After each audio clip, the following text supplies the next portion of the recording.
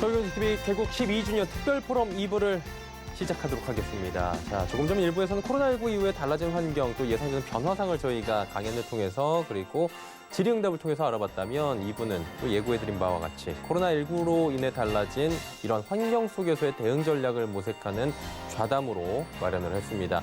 자, 이 대담을 함께해 주실 분들을 만나보도록 하겠습니다.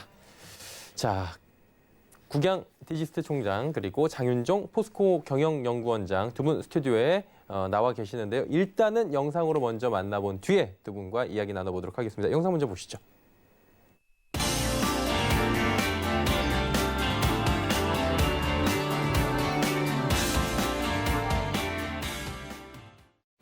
예, 짧게 너무 만나뵌 것 같아서 길게 인사를 좀 두 분과 나눠보도록 하겠습니다. 국양 디지스트 총장 장윤종 포스코 경영연구원장 함께하도록 하겠습니다. 두 분 어서 오세요. 예, 안녕하세요. 예, 반갑습니다. 어려운 길 두 분이 또 이렇게 함께해 주셨는데 오늘 뭐 길다면 긴 시간, 짧다면 짧은 시간, 약 1시간 동안 좋은 이야기를 저희가 부탁드리도록 하겠습니다. 본격적 시간의 시작에 앞서서 두 분에 대한 소개를 먼저 좀 해드렸으면 좋겠어요. 먼저 국양 총장께서 대구 경북과학기술원 디지스트라고 하는데 어떤 곳인지 먼저 좀 소개를 해주실까요? 예, 저희 디지스트는 16년 전에 정부 출연 연구소로 개소했습니다. 예. 그런데 필요에 의해서 9년 전에 대학원 학교를 설립하고 대학원 학생을 모집하게 되었고요. 6년 전에 학부 학생을 모집하게 됐습니다. 그러니까 아직은 굉장히 젊은 대학입니다. 그렇지만 짧은 기간 동안 저희가 연구원 그리고 교수님들을 유능한 분들을 초빙해서 그리고 또 학생들도 국내 최우수 학생들이 입학을 하고 있습니다. 그래서 그 연구원들 또 교수님들이 아주 혁신적인 교육과 연구를 수행하고 있습니다. 예. 최근에는 아주 좋은 연구 결과들도 나오고 있고요. 아직 젊은 대학이어서 평가는 받고 있지 않습니다. 그렇지만 2, 3년 후에는 평가를 받을 거로 예상을 하는데 세계적인 평가를 받기를 기대합니다. 예, 6년 정도 됐으면 그렇게 굉장히 오래된 건 아니고 제가 지원을 못했겠네요. 예, 저는 학부가 예, 10수년 전에 다녀서 좀 예, 알겠습니다. 예, 농담이었습니다. 예. 자, 이제 장 원장님과 이야기를 나눠보도록 할게요. 포스코 경영연구원 워낙에 유명한 곳인데 어떤 곳인지 좀 소개 부탁드릴게요. 예. 포스코 경영연구원은 그 이름에도 있듯이 예. 철강 회사 포스코의 그 싱크탱크로 있습니다. 예. 지금 국 총장님 말씀하신 6년이라고 하셨는데 예. 저희는 좀 오래됐고요. 그래서 1994년 설립돼서 지금 이제 26년 차입니다. 예. 26년 차고. 그래서 그 철강과 관련해서는 벌써 20년을 넘어서 세계적인 수준에 있죠. 그래서 예를 들어서 지금 세계 철강협회라고 있는데 거기에 이제 요새 이제 시대 변화가 많지 않습니까? 그래서 예. 철강의 미래가 어떨 거냐 트렌드에 대해서 연구를 하는데 저희 연구원에 이제 펠로우 한 분이 그거에 이제 팀장을 맡고 일을 하고 있습니다. 그래서 이제 철강 산업을 중심으로 연구를 하는데 이제 철강 산업이 이제 성숙 산업에도 들어가고 또 새로운 혁신이 지금 일어나기 때문에 예. 소재 기업으로서 그래서 2차 전지 소재라든지 그다음에 수소라든지 다양한 이제 소재에 대해서도 연구를 하고요. 그다음에 이제 환경 문제가 요새 이제 큰 이슈지 않습니까? 그렇죠. 그래서 환경도 연구를 하고 그리고 이제 저희가 이제 경영 이념 새로운 경영 이념으로서 이제 더불어 함께 발전하는 기업 시민 포스코라는 거에 대해서도 저희가 연구를 해서 또 아이디어를 드리고 좀 이렇게 다양하게 하고 있습니다. 근데 다만 이제 부러운 거는 이제 국 총장님 얘기했듯이 6년 만에 세계적인 이제 평가를 받으시겠다 그랬는데 나름대로 하는데 저희도 열심히 해서 예. 정말 세계적인 기관이 되고 한국 산업 발전 또 우리 포스코의 발전을 위해서 기할 수 있는 기관이 되도록 저도 열심히 하겠습니다. 예, 이미 충분히 하고 계신데 겸손한 말씀도 해주신 것 같고요.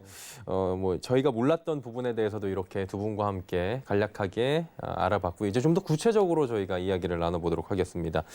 이제 코로나 얘기를 두 분과 좀 함께 해볼게요. 이제 BC 코로나, AC 코로나 뭐 이렇게 얘기가 나오는 것도 있고 뭐 그냥 BC, AC 하기도 해요. 비포 코로나 시대, 애프터 코로나 시대라고 이야기를 할 정도로 코로나 전과 후가 너무나도 달라졌다라는 얘기들은 많이 나오고 있습니다. 저희만 해도 지금 포럼을 관중들 없이 이렇게 언택트로 하고 있고요. 무관중 경기나 아니면 소수관중 경기들 많이 나오고 있고 그러다 보니까 이제 기업들은 위기가 오거나 기회가 오거나가 너무나도 극명하게 갈리고 있어요. 그렇다면 이제 코로나19는 대한민국의 땡땡땡이다라고 정의를 해본다면 참 어려운 질문일 것 같은데 두 분은 어떻게 보시는지 궁금합니다. 총장님부터 여쭤볼까요? 예. 어떤 분들은 코로나19를 중세 흑사병에 비교하기도 그렇죠. 합니다. 흑사병이 준 거는 일단은 문화적인 변화가 크게 있었죠. 그렇죠. 르네상스라는 변화가 예. 있었고 또 하나는 사람들이 많이 알고 있지는 않지만 봉건 시대가 붕괴됐습니다. 맞아요. 굉장히 큰 변화였거든요. 예. 사회문화적인. 코로나19 또한 역사가들이 후일 말하겠지만 굉장히 큰 변화를 줄 것으로 상상은 합니다. 근데 한국에게는 어떤 기회를 줄까 생각을 해보면 예. 저는 그동안 우리가 발로 뛰었다면 앞으로는 경주마를 타고 뛸 수 있는 기회를 우리한테 주지 않을까 생각합니다. 이유는요? 그 이유는 결국 디지털라이제이션이라고 생각을 하는데요. 예. 디지털라이제이션은 디지털 전환이라고 부르는 건 한 10년 전부터 시작을 했습니다. 예. 시작은 서서히 시작을 했는데 이제 속도가 막 붙기 시작을 하는데요. 우리는 이 변환을 올라타기 위한 좋은 조건을 가지고 있습니다. 일단 반도체, 전자, 그동안의 하드웨어적인 이 기반이 잘 돼 있다는 거죠. 예, 잘 닦여져 있고 앞으로 AI하고 소프트웨어만 또 따라잡을 수 있다면 우리 세계적인 입지는 굉장히 커질 수 있다고 생각합니다. 그래서 코로나19가 우리에게는 꼭 손실만이 아니고 큰 기회가 될 수도 있다고 생각합니다. 한마디로 체력적인 부분은 다 됐다. 그렇습니다. 이제 공부도 어느 정도 됐는데 여기서 조금만 심화 공부 과정만 넘기면 그렇습니다. 이제 인류로 올라갈 수 있겠다라고 그렇게 생각합니다. 보시는 것 같고요.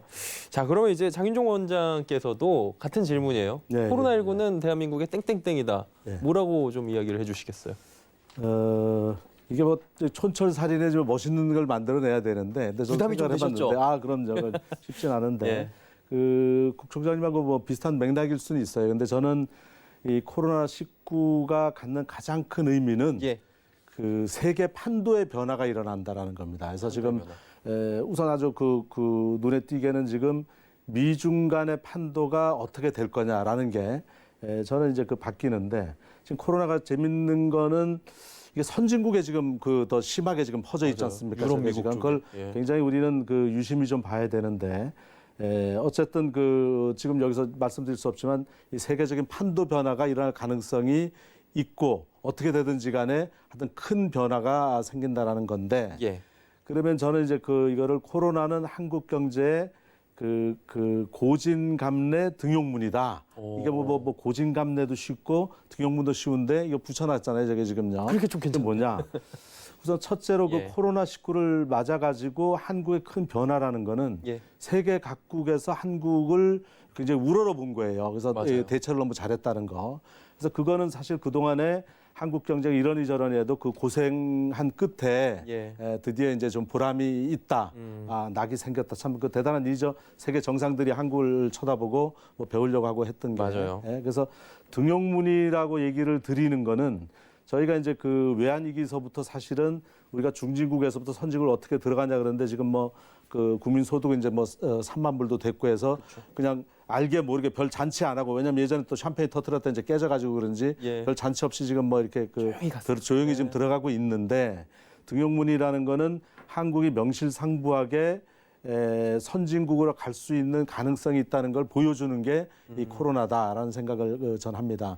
그래서 중요한 원인으로는 저는 공동체 정신을 들고 싶어요. 예. 그래서 코로나를 지금 선진국에서 저렇게 막지 못하는 거는 개인의 자유가 근대사에서 가장 중요하고 그리고 앞으로도 없어서는 안 되는 중요한 자유지만은 개인의 자유와 공동체의 어떤 운명? 유지, 운명와의 관계가 어떻게 설정이 돼야 될 거냐에 대해서 코로나는 묻고 있는 겁니다. 그래서 그런 면에서 미래 사회가 만약에 그 사회와 개인 간의 관계의 조화 속에서 이루어지는 구도로 간다면은 한국은 충분히 승부를 할 만하다. 그래서 난 우리 이제 한국 국민들께서 그리고 시청자분들께서 이 코로나를 보면서 우리가 어느덧 훌쩍 컸구나라는 거를 좀 스스로 좀 다시 한 번 더 느끼셨으면 좋겠고, 그리고 성숙된 모습을 통해서 정말 등용문으로 올라가서 명실상부하게 한국이 아시아에서나 세계에서 정말 지속적으로 존경받고 하는 그런 국가로 갔으면 좋겠다는 생각이 듭니다. 그래서 고진감래 등용문이다. 라고 이제 해석을 했습니다. 예, 그 두 가지를 붙여주신 이유를 들어보니까 알 것 같고요. 말씀해주신 대로 개인의 자유냐 아니면은 우리 전체의 이익이냐에 대해서 우리 대한민국 국민들 같은 경우에 정말 이기적으로 생각하는 분들보다는 공동체를 위한 분들이 많기 때문에 또 점수를 주신 것 같습니다. 자, 그리고 이제 조금 더 들어가 보면 언택트 회의, 재택근무 등이 이제 거의 일상화가 된 곳들이 많다고 합니다. 뭐 주변에 보면은 6시간만 근무하는 곳들도 생기고 많이 변하고 있다는 걸 두 분께서 더 잘 알고 계실 것 같아요. 포스코부터 좀 여쭤볼게요. 워낙에 네로라는 대한민국의 기업이다 보니까 어떤 영향을 원장님 이 코로나19에 포스코는 받고 있고 대응 전략은 어떻게 갖고 있는지도 궁금한데 예. 어떻게 지금 갖고 있나요? 우리 포스코도 큰 충격을 받았죠. 그러니까 2분기에 분기 적자 한 1,000억 원 정도 이제 적자인데요. 진짜 이게 난 적이 없잖아요. 한 번도 없었죠. 그러니까요. 그래서 외환위기 때도 마찬가지고 그다음 글로벌 금융위기 때 맞아요. 마찬가지고 무슨 위기가 와도 포스코 꿋꿋하게 가다 이번에 이제 2분기에 처음으로. 한번 1,000억 적자를 시초했죠. 맞으면서 저는 오히려 이런 것들이 이제 좋은 계기가 될 수 있다. 그래서 우리 스스로 한번 또 돌아보고 오히려 정신을 더 차릴 수 있는 계기도 됐는데, 그래서 일단은 적자가 났고, 그래서 또 과거에 또 없었던 8월까지 일시 또 휴업도 조업도 좀 돌아가면서 좀 중단하기도 했고, 이런 여러 가지 이제 어려움이 이제 있었는데, 저는 이거에 대한 대응으로 이제 바로 이제 3분기에는 이제 또 흑자로 돌아섰죠. 이제 그렇죠. 포스코가 이분기에 잠깐 이제 그랬지만은, 그렇게 하면서 지금 저희가 이제 비상 경영을 하면서 그동안에 혹시 웨이스트가 없는 건지 해서 몸집을 다시 한번 더 정리를 해가지고 강건한 모습으로 다시 이제 건강성을 더 강화를 하고, 또 한편에는 저희가 이제 시장의 변화에 대해서 좀 더 기민하게 대응을 하자 해서 시장의 변화, 환경의 변화에 대해서 좀 더 기민하게 대응할 수 있는 소위 애자일한 경영, 거기 대응 시스템을 갖추는데 좀 더 노력을 지금 해오고 있고요. 그다음에 이제 세 번째로는 포스코 혼자가 아니라 지금 이제 철강 산업 자체가 크게 이제 영향을 받고 있기 때문에 아까 말씀드린 대로 더불어 함께 발전하는, 그래서 생태계 전략으로 나가보자 해가지고 지금 그것에 대해서도 여러 가지 지금 연구도 하고 전략도 지금 만들어보고 지금 하고 있는 중입니다. 그래서 지금 이번 2분기 적자를 계기로 해서 포스코가 다시 거듭나고 혁신을 하고 그다음에 전체적으로 공생 정신을 가지고 다시 한번 무장하는 그런 계기로 삼고 기민하게 지금 대응하려고 있습니다. 많은 분들이 이제 좀 궁금하셨을 만한 질문, 저희가 오늘은 질문지 없는 것들도 미리 드리겠다고 말씀을 드렸기 때문에 이게 사실은 저희도 업계에서 보면은 포스코가 마이너스라고 표현하잖아요. 적자가 날 거라고는 예상하지 못했는데 난다는 건 사측에선 미리 알고 있었을 거 아니에요. 사실 뭐 이렇게 정리를 하다 보면 그때 분위기는 좀 어땠는지 궁금하고. 우선 기본적인 자신감이 있기 때문에, 그래서 예를 들어서 자동차 우리가 이제 수요가 되는 자동차 조선 그렇죠. 건설 이렇게 하는데 자동차 자체가 한 20% 30% 빠지고 줄어버리니까. 봉쇄를 하니까 이제 자동차를 안 살 거 아닙니까? 그래서 미리 이제 예상을 할 수는 있었고요.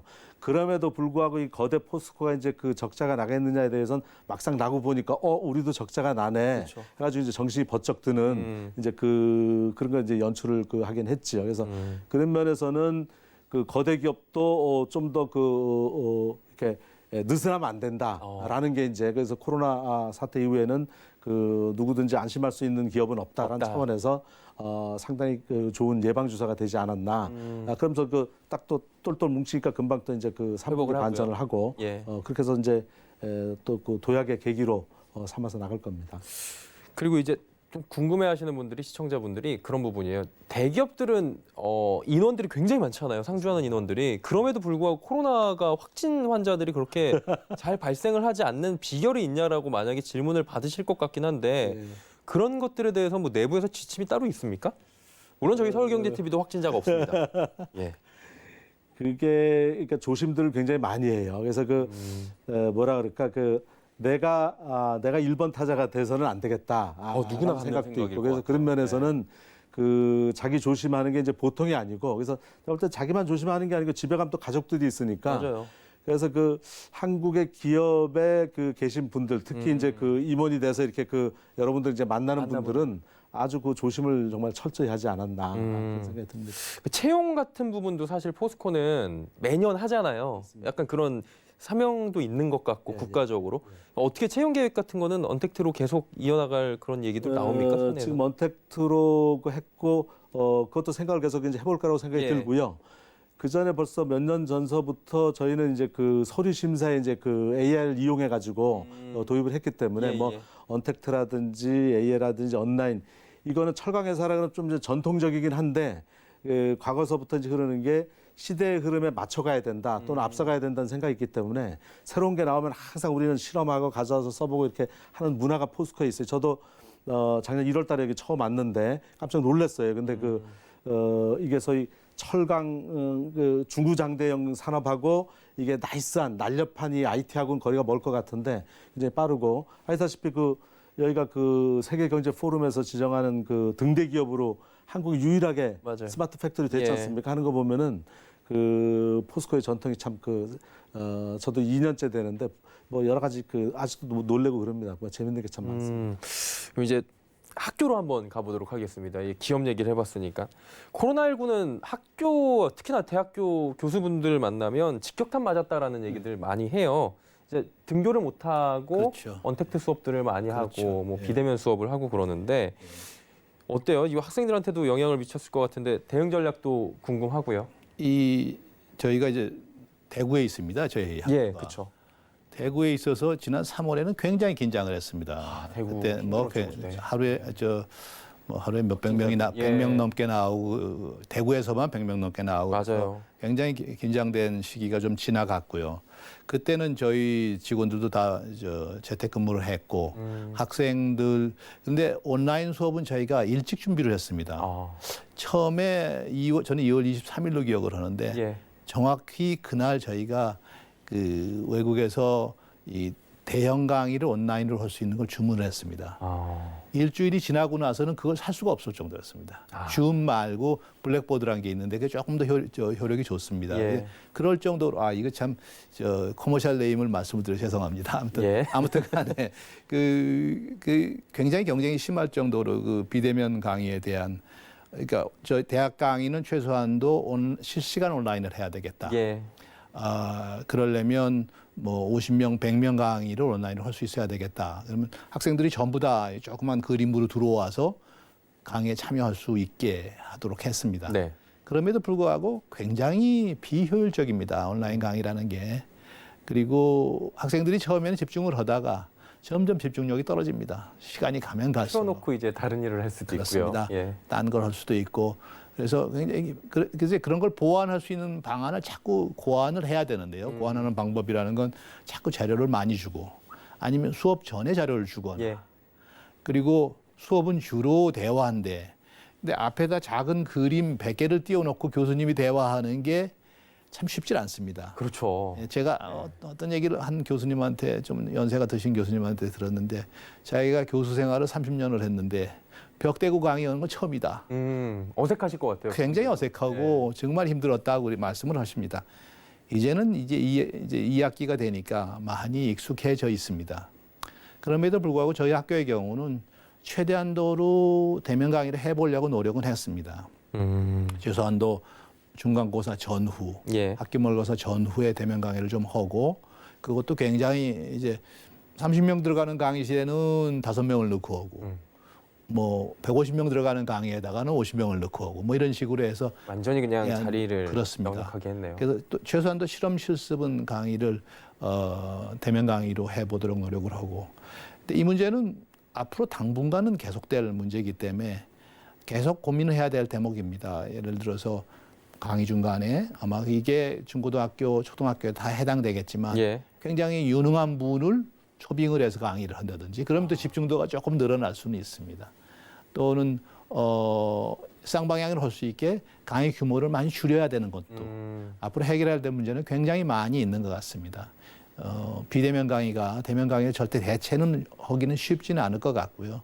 앞으로 연구해야 될 대목들은 많이 있습니다. 지금 아직도 뭐 시행착오를 계속 겪고 있다라고 말씀을 해주시는 것 같고요. 네, 그렇습니다. 그럼에도 불구하고 여러 가지 대안들을 찾아가면서 지금 하나하나 코로나19를 극복하기 위한 대응 전략을 가지고 계시다라는 부분인 것 같습니다. 이게 뭐 타 총장님들이나 다 공유하시죠? 이런 부분. 다 똑같습니다. 근데 그렇죠? 저희는 국립대학이라 그나마 좀 나은데 사립대학의 경우는 이제 등록금 반환 문제까지 겹쳐 있습니다. 아, 그래서 아주 굉장히 복잡한 문제가 되겠습니다. 이게 참 여기저기서 어려움이 많이 그렇습니다. 나오겠네요. 입장 차이들이 다 서로 있고요. 그렇습니다. 예.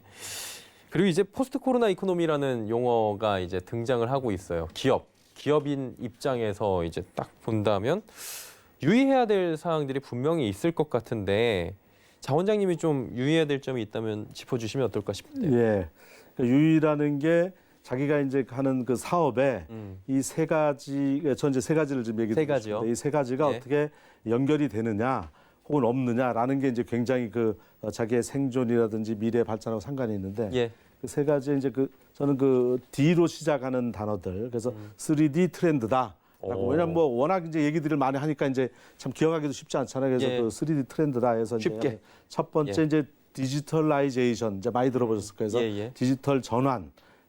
이라는 건데 그게 뭐냐면은 그것도 또 얘기가 워낙 많아요. 디지털 변환, 디지털 전환, 디지털 변화하는데 이게 뭐냐?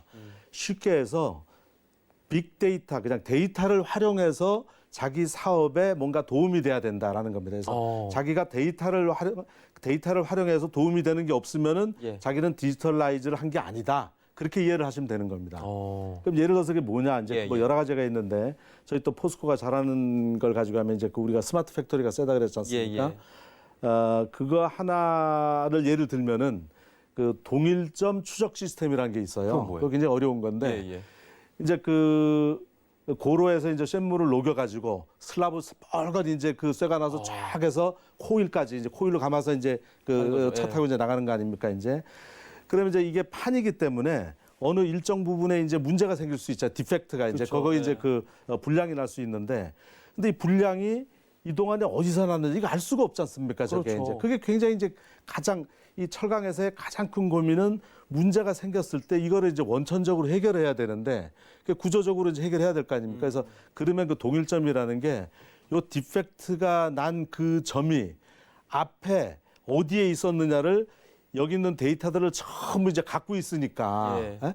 그래서 여기 그 어느 시점에 이 점이다 그럼 이 점이 그 전에 어느 점이냐라는 게 이제 저희가 얘기하는 이제 동일점 추적 시스템인 거예요. 이제. 아, 뭔지 알겠어요. 네, 그렇게 해서 불량률을 이제 그 낮추려고 지금 하고 있고. 예. 예를 들어서 또 아마존이 이제 추천 서비스를 하지 않습니까? 그렇죠. 그 추천 서비스라는 게 뭐니까 그걸 한 30% 번다는 거 아니에요. 지금 그러니까 도서를 살라고 이제 그 인터넷 들어가면은 이거에 관심 있는 사람이 좋아할 제가 만한 또 것들. 갖다 놓으니까 또 주문하게 되잖아요. 저게 지금요. 제가 그렇게 해가지고 엄청 사가지고. 그러니까요. 예. 그래서 결국은 다 정리하면은 하여튼 데이터를 가지고 사업을 뭔가 플러스를 내지 않으면 자기는 디지털라이즈를 하지 않는 거고 그거는 내일 위험할 수 있다. 그러니까 해야만 한다. 그렇습니다. 그래서 데이터를 활용해 가지고 뭔가를 해야 된다라는 게 이제 첫 번째. 예. 두 번째 뭡니까? 두 번째는 이제 그 요새 크게 이제 부각된 건데 이제 그게 그린이죠. 그래서 디카보나이제이션 그래서 탈탄소화인데 탄소화. 그래서 지금 이제 그 기후 변화에 이제 그 CO2가 가장 큰 문제지 않습니까? 그래서 그렇죠. 이 온실가스를 없애야 된다 해서 감축 탈탄소화를 해야 어떻게 하냐. 된다라는 건데 이것도 역시 이제 그 철강하고 하면 최근에 나오는 추세가 이제 지금 이제 당장 나오는 건 아니고 저희가 이제 포스리 차원에서 좀 준비를 해야 되겠다는 건데 그게 지금 그린 스틸 컴피티션이에요. 그럼 이제 그 그린 스틸 컴피티션이 뭐냐면은 우리 강판을 만드는데 네. 강판을 만드는데 CO2를 얼마나 배출했느냐라는 게 이제 앞으로 머지않아 시점에 경쟁 우위가 될 경쟁 요소가 될 겁니다. 적게 배출을 하게 그렇죠. 되면은. 적게 배출하죠. 네. 그럼 이제 차를 사는데 여기에 쓴 강판은 이게 친환경이다. 그렇죠. 친환경이죠. 그래서 이게 소위 탄소 프리다라는 게 이제 중요한 그 세일즈 포인트가 될 수 있는 경쟁으로 갈 거다. 그래서 디카보나이제이션에서 자기가 하는 사업에 CO2를 배출한다고 할 때 그래서 아리백 그러지 않습니까? 이제 나는 이제 CO2 네트로 제로다라고 얘기하듯이 해서 탈탄소화가 굉장히 중요한 추세고 거기에 문제가 없도록 하는 것이 이제 그 중요한. 그게 근데 궁금한 게 국가에서 이득을 많이 주겠죠 앞으로 탈탄소화를 하는 기업들에 대해서. 그러니까 이제 그 탈탄소화를 하는데 이제 기술 혁신, 기술이 또 중요한 요소가 이제 될 거 아닙니까? 이제 변화해 나가는데 그걸 위해서 정부는 대대적으로 이제 구경총장님 이제 학교에서도 많이 연구를 하시고 계시겠지만 이게 그쪽 환경기술 연구가 국가 경쟁력의 중요한 원천이 될 겁니다. 그래서 정부가 기술에도 돈을 대주고 그리고 처음에 이제 할 때 또 사업을 할 때 투자를 많이 해야 되니까 그것도 지원을 해주고 이제 이런 걸 소위 해줘야 되겠죠. 그게 이제 두 번째고. 세 번째는요? 세 번째는 디글로벌라이제이션. 그래가지고 이게 이제 트럼프 현상에서 나왔는데 사실 그 동안에는 자유무역이 좋다고 막 그 얘기를 했는데 실제로 이제 티격태격하면서도 이제 그걸 세계적인 추세가 그러니까 썼지 않습니까? 그런데 트럼프가 나와서 뭔 얘기를 하는 거냐 지금 자유무역의 그걸 냈던 나라가 이제 그런 식으로 나가서 세계 전체가 지금 자유무역이 뭐고 간에 우리 고용이 중요하다. 국가 경제에서 중요한 건 이제 정부가 해야 되는 게 일자리지 않습니까?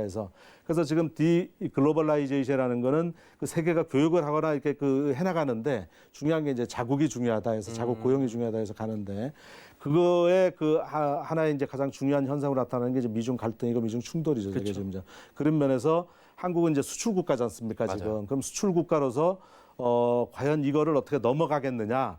이제 수출 기업들이 과연 디글로벌라이제이션 속에서 어떻게 이걸 헤쳐나갈 거냐라는 걸 이제 지금은 답이 썩 나와 있지는 않은데 그래서 현지 생산을 하던 여러 가지 방법들이 있겠지만은 그걸 나름대로 하나 만드는 게 그래서 그게 디지털 변혁과 그리고 탈탄소화 그리고 지금 이게 탈세계화 이 세계와 관련해서 내가 뭔가 관계가 있느냐 없느냐가 그 사업의 내일을 결정하는 중요한 요소가 된다라는 이제 생각을 드립니다. 3D네요. 그래서 맞습니다. 3D 트렌드입니다. 트렌드 말씀해 주셨습니다. 그리고 이제 기업의 대응들을 잘 지금 우리나라가 하고 있다라고 알고 있어요. 기업들도 각 살아남기 위해서 여러 가지 트렌드를 발휘를 하고 있고요. 근데 이제 또 중요한 게 정부 정책이라고 할 수 있습니다. 대한민국 경제의 기적 배경에는 여러 가지가 있겠지만 수출 주도형 경제 있었고요. 강력한 정부 정책도 있었다라는 얘기가 있습니다. 통상교역 전문가의 입장에서 볼 때 대한민국 정부가 포스트 코로나 시대 국내 주요 산업, 기업 경쟁력 강화를 위해서 주력해야 할 점들이 있을 것 같은데 원장님이 좀 먼저 답변을 좀 해주시겠어요? 굉장히 중요하죠. 첫 번째로는 미중 갈등의 문제에 정부가 어떻게 지원을 해줄 수 있느냐라는 겁니다. 그래서 한 예로 지금 미중 갈등을 통해 가지고 중국의 변화가 어떻게 진행될 거냐면 이제 자력갱생으로 해서 내수 위주의 성장으로 나갈 거예요. 그럼 중국 기업의 중국 시장을 가지고 나갈 거 아닙니까? 그 경우에 한국 기업이 이 중국 시장의 어떤 변화 속에서 내수 시장의 일정 부분을 또 우리가 좀 이렇게 차지할 수 있어야 될 거 아닙니까? 우리 수출 국가로서. 맞습니다. 그 문제를 이제 어떻게 해결해 나가느냐라는 게 이제 중요한 하나의 요소고. 그것도 유럽 시장도 좀 뚫어야 될 거고. 그래서 각국이 탈세계화 속에서 자국 위주로 하는 가운데 정부 간의 협정을 통해서 그럼 이제 주고받고를 좀 해야 되겠죠. 이제 주고받고 하면서 그 길을 열어줘야 된다. 기업이 그건 할 수가 없다 해서 통상 이슈가 굉장히 중요하고. 지금 마침 또 유명히 지금 통상교섭 본부장께서 지금 WTO 가서 지금 굉장히 지금 선전 분투라고 계시지 않습니까? 좋은 소식이 좀 왔으면 좋겠는데 하여튼 기도를 한번 해보고요. 그래서 하여튼 통상과 관련해서는 세계가 탈세계화로 가더라도 우리 정부는 글로벌라이즈를 해야 된다. 그것이 세계를 위해서 도움되고 한국에서 도움되기 때문에 가야 된다는 게 이제 첫 번째 가장 중요한 일이고요. 두 번째는 지금 이제 코로나를 전후로 해가지고 패러다임 전환이 일어납니다. 이제 어떻게? 그래서 이제 언택트라는 것도 그 하나의 요인이고 아까 말씀드린 3D 트렌드라고 해서 3D 트렌드에 맞는 새로운 어떤 산업 구조, 사업 전략 이런 거 다 만들어 나가야 될 거 아닙니까? 그래서 패러다임 시프트를 이제 지원을 해야 되는데 예를 들어서 이제 전기차가 이제 그린을 통해서 이제 크게 나올 거 아닙니까? 전기차, 수소차가 나오게 되면은 충전소도 있어야 되고 여러 가지 이제 인프라들이 있어야죠. 그러니까 패러다임 지원이라는 거는 위해서는 인프라를 만들어줘야 되고 인력도 그 양성을 해줘야 되고 그것도 그 기업들이 움직이게 그 시드머니도 좀 줘야 되고 이런 패키지 서비스를 통해 가지고 지원을 해줘야 되겠죠. 초기 자본이나 이런 부분에 그렇습니다. 대해서. 예. 그 관련해서 구체적으로 좀 하나 좀 정부에도 제안하고 싶고 말씀드리고 싶은 거는 정부가 지금 한국판 뉴딜을 하지 않습니까? 그렇죠. 한국판 뉴딜 하는데 그게 이제 디지털 뉴딜하고 그린 뉴딜하고 두 개인데 나눠졌죠. 결국은 그것이 한국의 선도국가 대통령께서 말씀하시는 선도국가로 나아가기 위해서는 디지털 뉴딜과 그린 뉴딜이 쫙 해서 어디로 모여야 될까요? 이게 제조업으로 모여야 되는 거예요. 그래서 마침 미중 갈등을 통해서 중국이 한국 주력 제조업을 다 쫓아오다가 그 턱 밑에서 아마 이제 그 우리 영화 보면 이제 물이 막 차서 뭐 여기까지 와가지고 간당간당 하지 않습니까? 네. 뭐 입도 지났을 거야. 아마 이제 코만 남았는데 코 직전에 지금 갈등을 통해 가지고 섰다 이렇게 보시면 딱 맞는 거야. 멈춰있다. 안 그랬으면 벌써 이제 그 넘어갔을 텐데. 그래서 예. 지금은 제조업이 다시 키가 더 크든지 해서 불쑥해가지고 좀 이 차이를 이 수위와 숨쉬는 이걸 차이를 벌일 수 있는 그래서 그것이 디지털과 그린의 도움을 받아서 가는 그래서 저는 그걸 뭐 제조업 뭐 리부팅 전략이 됐건 제조업 르네상스가 됐건 어떤 제조업을 중심으로 하는 이런 그 전략으로 정부가 해나가야 될 거다 그런 생각을 해봅니다. 그러니까 한마디로 전통의 제조업이 굉장히 잘 가고 있었지만 이제 산업 트렌드가 변화가 오기 시작하면서 대한민국의 제조업이 좀 많이 약해져 있던 상황에서 이번이 좋은 기회가 될 수 있다. 그렇습니다. 그래서 다시 한번 스텝업을 할 수 있는 발판을 국가가 좀 만들어 주자. 그렇습니다. 예, 라는 말씀이신 것 같고요. 이제 교육 부분을 이제 총장님께 좀 여쭤보고 싶은 게, 그러니까 대한민국 경제 기적을 만든 거는 우수하게 교육받은 인재도 있었겠지만 교육 혁신이 앞으로는 필요하다라는 얘기도 굉장히 높아요. 연구자시고 교육자 입장이시잖아요. 변화하는 미래에 성공하는 인재는 어떤 유형이고 한국 교육이 어떤 혁신이 필요하다라는 부분에 대해서 누구보다 지금 공감을 하시고 여러 가지 의견이 있으실 것 같은데 어떠세요? 예, 이게 코로나19처럼 코로나19가 불러온 경제 불안 같은 걸 극복하는 안을 예. 이제 특히 경제학자들이 많이 내는 안 중에 제일 중요한 건 피해 당사자, 피해 주체를 지원하는 거죠. 예. 그리고는 이제 기간 산업, 아까 말한 뉴딜도 기간 산업의 일부를 지원하겠다는 거죠. 근데 그거 못지않게 또 중요한 게 5년 뒤를 쳐다봐야 되거든요. 5년 뒤를 쳐다볼 수 있는 거는 연구개발 지원이고 그다음에 교육 혁신입니다. 변화되는 사회문화적 변화에 대해서 우리는 어떤 새로운 방향 제시를 해야 되거든요. 예. 근데 그 방향 제시라는 게 지금까지 우리나라는 교육의 방향이 지식을 열심히 가르치고 그 지식에 의해서 평가를 또 합니다. 또 입사 시험도 그렇고 모든 평가가 다 지식에 대한 평가입니다. 예. 그래서 지식의 평가에서 실패한 사람은 다 도태하게 돼 있었습니다. 우리나라 체제에서는. 맞습니다. 교육 혁신이란 건 그거보다는 좀 더 앞서 나가야 됩니다. 제일 중요한 게 앞으로는 창조적인 지식입니다. 예. 그러니까 지식을 가지고 그 자체를 응용할 수 있는 능력을 키워야 되고, 그다음에 그 또 새로운 지식을 창출해낼 수 있는 능력을 키워야 됩니다. 있는 기존의 지식을 열심히 가르쳐 주는 것도 중요하지만 그거 못지않게 중요한 일 중에 하나가 지식을 응용하고 그리고 새로운 패러다임을 만들 수 있는 그런 교육을 해야 된다고 생각합니다. 그게 혁신 교육이고요. 예. 그게 결국은 사회 경제적인 변화가 있을 때 그 환경에 적응할 수 있는 교육이고, 그다음에 새로운 변화를 선도할 수 있는 교육이어야 된다고 생각합니다. 이제 교육의 혁신 방향은 많은 사람들이 그렇게 이제 느끼고 있고 그 방향으로 교육이 변화돼야 된다고 생각을 합니다. 예. 근데 이게 교육 5년 뒤 말씀을 해주셨는데 가장 공감이 가면서도 조금 이제 질문드리고 싶은 게 보이지 않는 것에 투자를 하는 거잖아요. 결국에는 인재 양성 5년 뒤라는 거는 누구도 예측할 수 없는 5년 뒤의 투자인데 좀 그래서 꺼려하는 부분이 분명히 국가적으로나 아니면 기업들도 그렇고 있을 것 같은데 그 부분에 대해서는 어떻게 좀 접근을 하면 쉽다라고 또 현장에 계시니까 이제 연구 개발이나 교육에 대해서는 사람들이 평가를 참 힘들어합니다. 그렇죠. 이게 도대체 ROI가 뭐냐, 리턴이 뭐냐 도대체. 정확하게 안 떨어지잖아요. 예, 정확하게 경제학자들도 그 부분에 대해서는 항상 어려워합니다. 이게 저희가 얼마만큼의 투자를 했을 때 그 다음에 뭐가 나오느냐.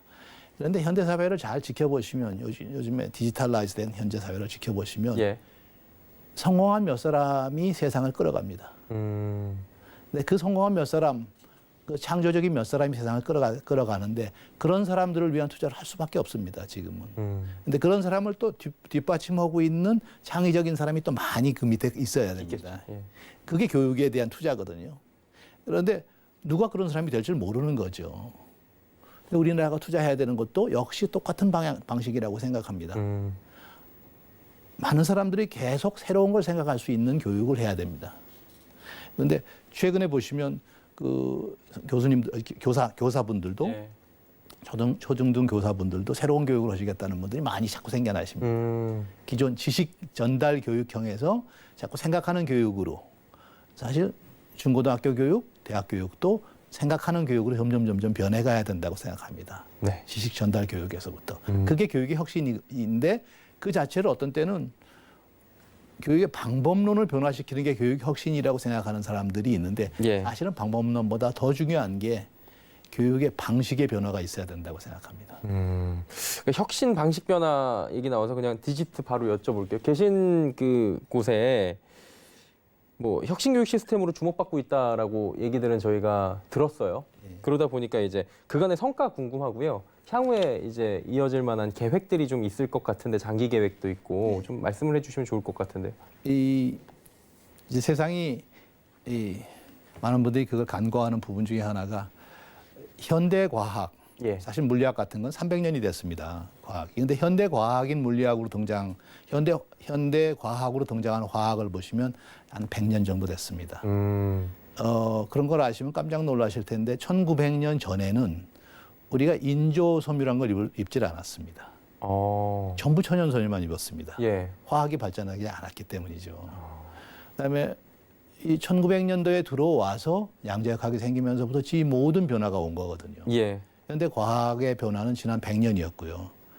그다음에 컴퓨터와 전자산업이 굉장히 오래된 거라고 착각하시는 분들이 많은데 아닙니다. 지금 이제 70년 됐습니다. 얼마 안 됐네요. 예, 70년 됐습니다. 그다음에 특히 생명공학, 생명과학, 생명공학, 의학의 발달 중에 제일 중요한 게 물론 페니실린은 20세기 초반에 나왔지만 생물이라는 걸 분자로 이해하기 시작한 지는 60년뿐이나 됐습니다. 그럼에도 불구하고 지난 100년간의 변화라는 건 어마어마했어요. 인류의 역사의 전체네요. 그렇습니다. 예. 그것 때문에 인류가 이렇게 인구도 폭발적으로 증가하게 됐고 지난 100년의 변화는 굉장했습니다. 예. 그래서 어떤 사람들은 농담처럼 이제 더 이상 연구할 과학이나 공학이 남았냐고 얘기를 합니다.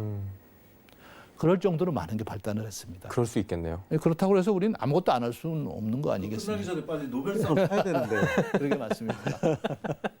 그러게 맞습니다. 그런데 지금 해야 되는 건 뭐냐면 이젠 그런 혹시 들어보셨는지 모르겠지만 있는 정보를 완벽하게 소화하고 그 사이의 관계를 이용해서 발전하는 것도 있습니다. 그래서 사람들이 요즘에 말하는 게 융복합적인 사고를 해야 되겠다. 여러 가지 생각을 모아서 생각을 해야 되겠다. 예. 기계공학 하시는 분들이 의학의 정보, 그다음에 전자공학 하시는 분들이 물리학의 정보, 예. 이런 정보들이 다 합쳐져서 새로운 학문들이 태어나고 예를 들어서 최근에 일어난 무슨 디지털 변환이라는 것도 피지컬 사이언스와 그런 소프트웨어 사이언스 같은 것들이 합쳐져서 이런 일들이 일어납니다. 예. 이게 그런 식으로 대학 교육도 변해가야 되고 연구 방식도 변해가야 됩니다. 그래서 저희는 특별히 융복합적인 사고를 할 수 있는 학생들을 키워보자. 학생들이 여러 가지 생각을 동시에 할 수 있고, 그다음에 넓은 백그라운드를 가지고, 그리고 제일 중요한 거는 아까도 말씀드렸지만 지식 자체를 위키피디아적인 지식을 갖는 것 중요한 게 아닙니다. 사실은 이제는 그런 지식은 다 있거든요. 컴퓨터 안에. 핸드폰으로 검색하면 다 나와요. 그럼요. 다 나오죠. 이젠 자기가 새로운 방향을 제시할 수 있고 그리고 여러 가지 생각을 동시에 할 수 있는 그런 새로운 교육 형태가 제시되고 있습니다. 저희는 그런 방향으로 교육을 해보고자 디지털 교육 방식을 조금 다른 대학과는 다르게 좀 차별화하고 있습니다. 예. 성과가 곧 나와서 말씀해 주신 대로 노벨상 나왔으면 꼭 좋겠다라는 그렇습니다. 그래서 이제 사람들이 말하는 죽어있는 지식들을 얘기하는데 산업에서 요구하는 지식이 뭔지 또는 연구에서 요구하는 지식이 뭔지 그런 복합적인 면들을 다 이해할 수 있는 그리고 그런데 그런 도전을 맞고 이겨낼 수 있는 그런 학생들을 키워내는 걸 해보려고 노력하고 있습니다. 예. 그리고 이제 코로나19 뭐 교육 계속 얘기 나오고 있는데 교육 격차 벌어지고 있다는 얘기는 저도 주변에서 엄청나게 듣고 있고요. 실감을 하고 있습니다. 저희 아이들도 지금 어린이집을 다니고 있는데 코로나19 때문에 등원을 하지 않고 있는 아이들이 있는 반면에 또 알게 모르게 이미 다 등원을 해서 그 사교육을 받는 거죠. 그러다 보니까 이 지금 1년 사이에 아이들의 교육 격차가 어마어마하게 벌어졌다라는 부분이 6살, 7살짜리들한테도 지금 나오고 있는 상황이에요. 우려가 커지고 있거든요. 현장에서 느끼는 교육 격차가 어느 정도인지 대책은 무엇이라고 생각하시는지 총장님께 한 번 더 질문을 드리면 좋을 것 같은데요. 그게 꼭 교육에 한정되는 건 아니고 예. 최근에 경향이라는 게 정보 자체가 재화라고 그럽니다. 아, 이제는. 예. 그러니까 뭐 TV 프로그램에서 나왔듯이 정보를 가지고 있는 사람은 좋은 대학을 가고 정보를 가진 사람들은 초등학교 교육도 더 좋은 초등학교 교육을 받고 그런데 어떤 때는 뭐 애들한테 그 정보가 많다고 해서 그 정보를 다 주는 게 꼭 옳은 일은 아니라고 생각합니다. 그럼에도 불구하고 정보의 격차는 소득에 따라서 크게 차이가 나는 건 사실이죠. 예. 일례를 들면 많은 분들이 그걸 못 느끼시는 분들도 계신데 이제는 생활이 어려운 노인층의 경우는 자기가 원하는 시간에 기차를 탈 수도 없습니다. 요즘엔 핸드폰으로 원하는 시간 기차표는 다 나가버리기 때문입니다. 아, 예매가 끝나네요. 다 끝나버리죠. 역에 가면 없습니다. 그런 표는. 현장 예매가 안 되니까. 거의 안 됩니다. 예. 이제는. 그래서 세상이 그렇게 빨리 변해가고 있거든요. 근데 교육에서도 똑같죠. 근데 저희 대학에 우리 대학에 들어온 학생들을 보면 이 친구들의 경우는 그렇게 어려운 학생이 아주 어려운 학생이 많은 것 같지는 않습니다. 그런데 저희 학교가 있는 대구시 달성군 같은 경우 보면 예. 실제로 컴퓨터가 없는 학생들이 있습니다. 예. 이런 학생들이 비대면 교육을 받아야 되는 게 사실입니다. 그러니까 이런 친구들은 돌봄 교실 같은 데 가서 받거나 또는 문화센터 같은 열려진 데 가서 받는데 얼마나 불편하겠습니까? 그렇죠. 그런 것들이. 그러니까 이런 문제는 근데 교육은 제 생각으로는 공공재라고 생각합니다. 이 비대면 교육의 경우에서도 기회가 적은 계층에게는 정부가 반드시 그 기회를 줄 수 있게 컴퓨터를 보급하거나 이런 일을 해야 된다고 생각합니다. 너무나도 격차가 벌어지는 것만큼은 정부가 최소한은 막아줘야 한다라는 부분을 말씀을 해주셨고요. 적극적으로 많은 분들이 이 부분은 공감을 하시는 부분일 것 같습니다. 저희가 이야기를 하다 보니까 벌써 시간이 꽤 지나갔어요. 그래서 조금 이제 심도 있는 질문 쪽으로 더 들어가 보도록 하겠습니다. 이제 예전에 그랬잖아요. 뭐 두 분도 더 잘 아시겠지만 하이패스가 생기면서 좋아졌는데 하이패스가 생기니까 전 나쁜 점이 하나가 있었어요, 원장님. 이게 사실 이게 돈 주고 받으면서 인사 한 번씩 하는 인간미가 있었는데 띵동 소리밖에 안 나고 그래서 환경은 살릴 수 있지만 그런 인간미 그리고 일자리가 사라지는 문제가 생겼잖아요. 근데 코로나19 이후에는 이제 뭐 비대면이 화두가 되면서 직장인들이 AI가 이제 대체할 거다 이런 공포감이 사실 오잖아요. 뭐 줄일 것이다 언젠가. 이를 해결하기 위해서 정부 정책 중요하지만 직장인 입장에서 어떤 마음가짐 전략이 필요할지도 궁금해요. 근데 아까 이제 하이패스가 생기고 나서 이제 예. 인사하는 게 없어졌다고 했지만 또 그 반대로 예. 욕하는 사람이 없어져가지고 아, 좋아지죠. 그런 그러니까 그 사람이 하면은 그러니까 이제 그게 그게 있네요. 무슨 얘기냐면은 사실 AI가 좋은데 AI는 사실은 사람의 좋은 점과 나쁜 점 사이에 있는 거예요, 사실은요. 그러니까 중간이네요. 딱. 중간에 있는 거죠, 저게 이제.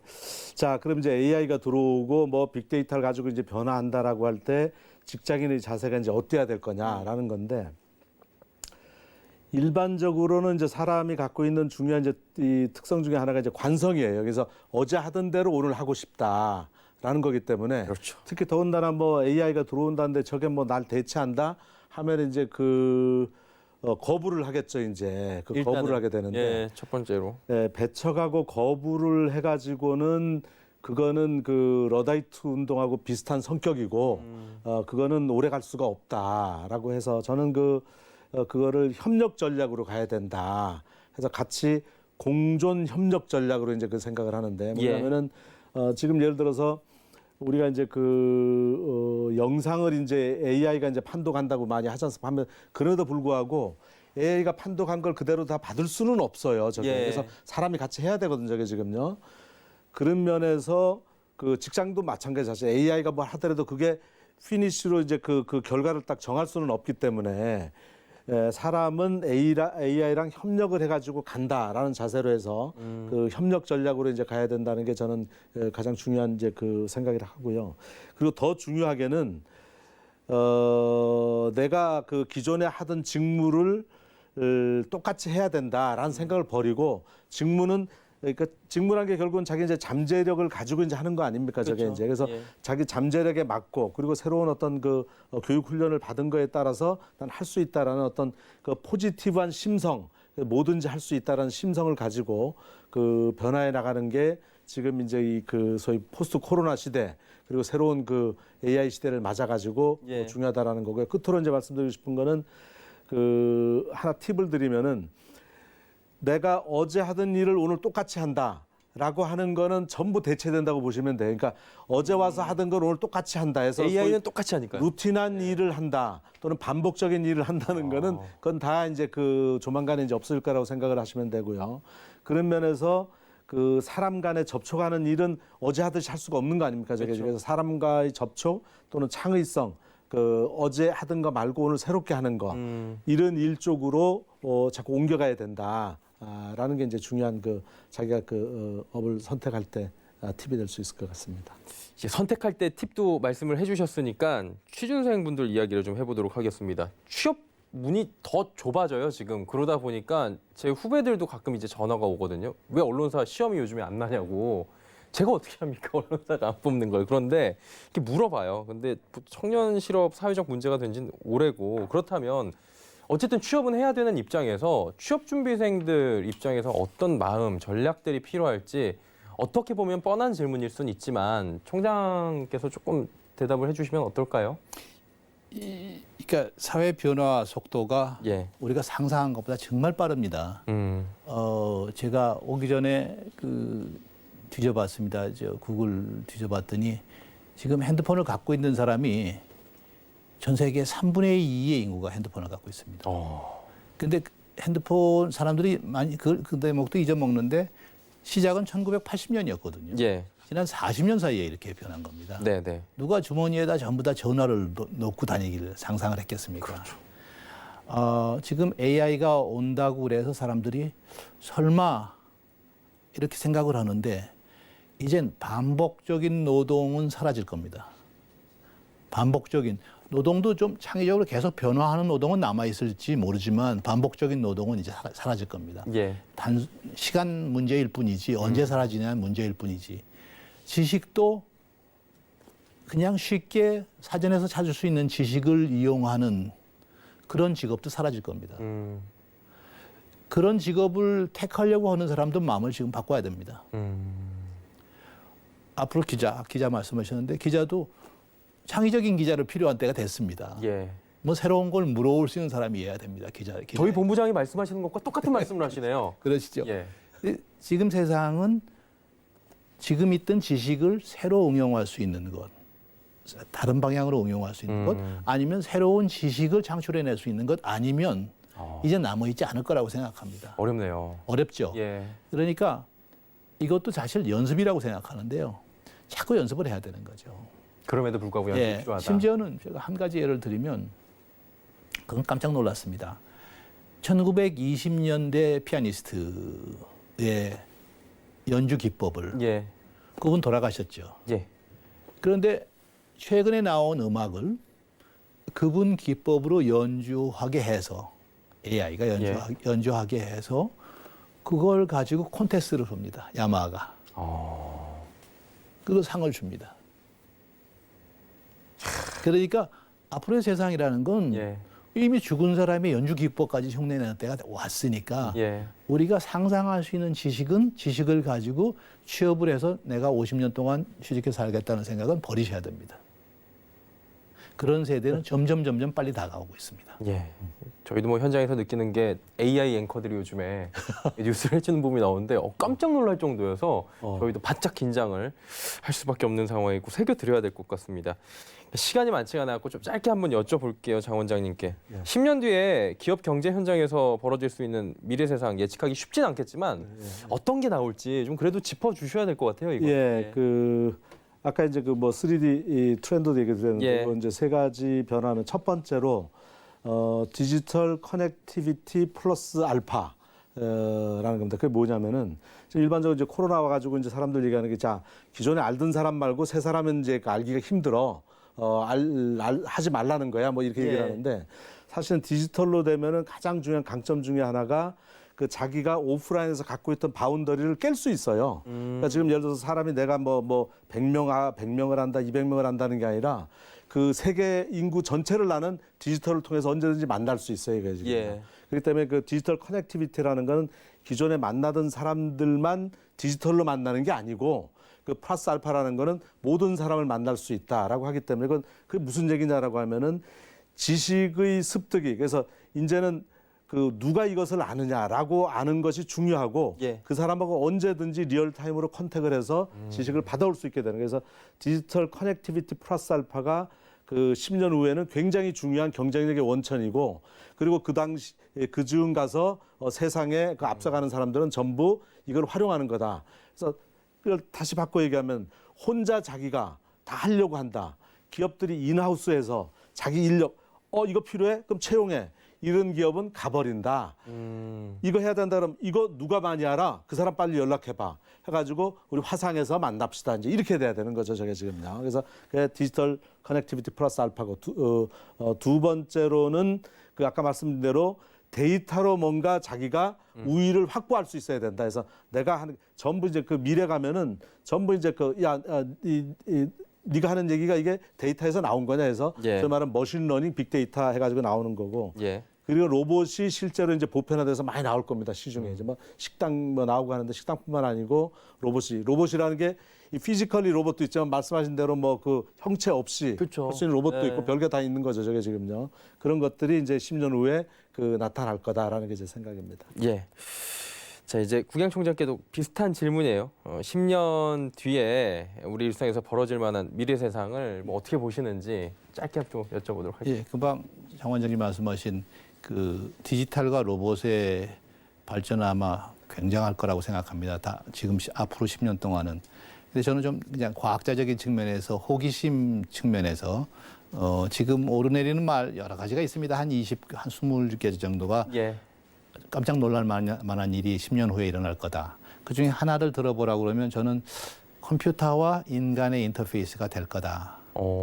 그런데 어느 정도까지 될지, 어느 정도로 고급에 될지는 확신은 못 하겠습니다만은 시간이 좀 걸릴지는 몰라도 그게 성공이 된다면 컴퓨터와 인간이 기억을 교류할 수 있는 세대가 올 거다고 생각합니다. 그건 시간이 조금 더 걸릴 거라고 생각하는데요.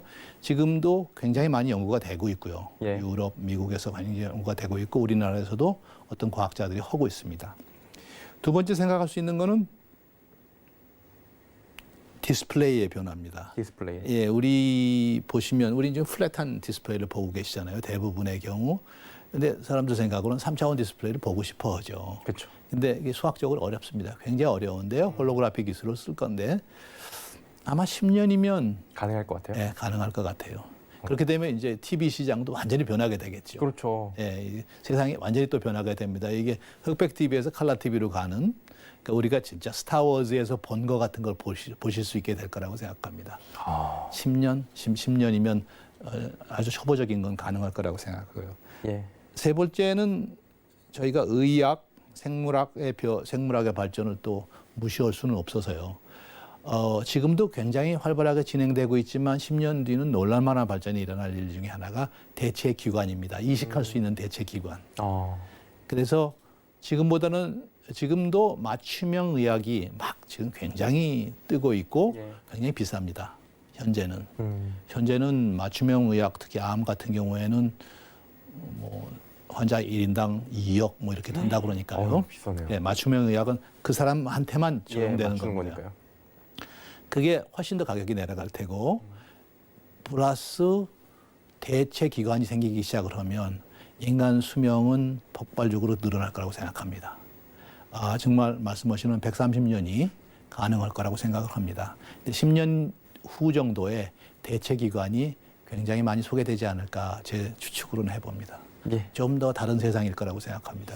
강산이 정말 변하겠네요. 예. 예. 앞으로의 10년을 한번 기대해보고 이 두 분께서 또 앞으로의 10년을 함께 또 잘 이끌어가 주시기를 바라겠습니다. 그러니까 얘기를 사실 한참 더 하고 싶어요, 저희가. 근데 시간이 50분이 길지 않을까 했는데 너무 짧으리만큼 훌쩍 지나가 버려서 아쉽지만 이번 포럼은 여기서 정리를 해야 될 것 같고요. 다음에 저희가 좋은 자리에서 또 두 분 모시도록 하겠습니다. 국양총장 장윤종 원장과 함께했습니다. 고맙습니다. 고맙습니다. 네. 자, 코로나19 사태가 터진 뒤에 실적 시즌마다 예상을 벗어난 실적 쇼크가 속출을 하는가 하면 또 깜짝 실적도 이어지고 있고요. 이번 3분기에는 더 예상보다 올라갈 것이라는 얘기들도 있습니다. 달라진 생활 양식, 소비 패턴 변화, 산업 지형을 지금 다 바꾸고 있는 셈이죠. 자, 저희가 함께한 이번 포럼이 위기와 기회의 이러한 갈림길에서 뉴 노멀에 올라탈 수 있는 좋은 역할이 되었기를 기대해 보도록 하겠습니다. 혹시나 궁금증 해결하지 못하신 분들을 위해서 서울경제TV 홈페이지 게시판을 통해서 궁금한 점, 의견 저희 받고 있습니다. 남겨주신다면 댓글로 성심성의껏 저희가 답변드리도록 하겠습니다. 서울경제TV 개국 12주년 특별 포럼 센 라이브 포럼 포스트 코로나 신경제 온다 마치도록 하겠습니다. 긴 시간 함께해 주신 여러분 고맙습니다.